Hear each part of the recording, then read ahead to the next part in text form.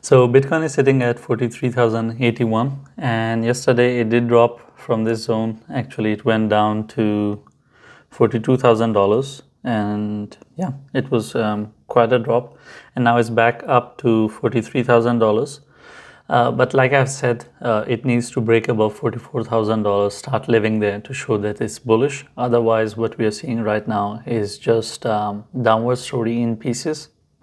So from here, your resistance is at $44,000 and your fake out is still 46, just like we had it before the ETF case scenario.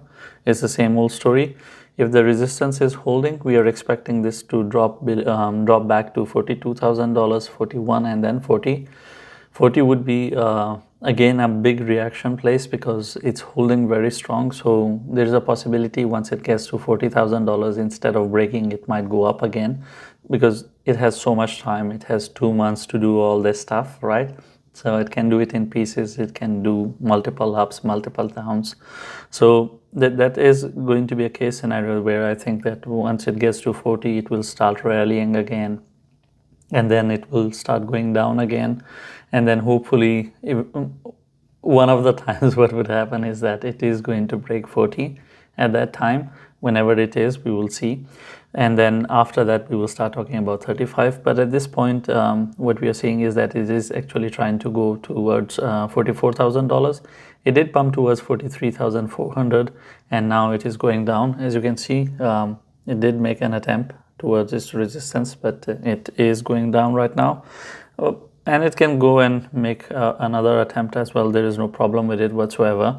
But we know our range. We are actually in a range of $40,000 to $44,000, and it's kind of dancing in this $4,000 range. And when you look at it even visually, it makes sense.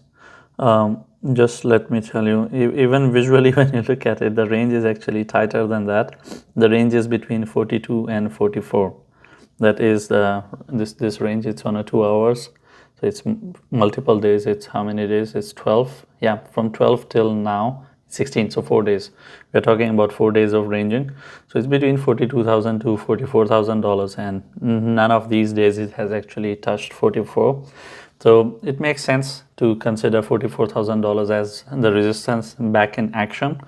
And I expect that this resistance will hold. Of course, there can be a fake out, as I have mentioned, but we don't expect this resistance to break.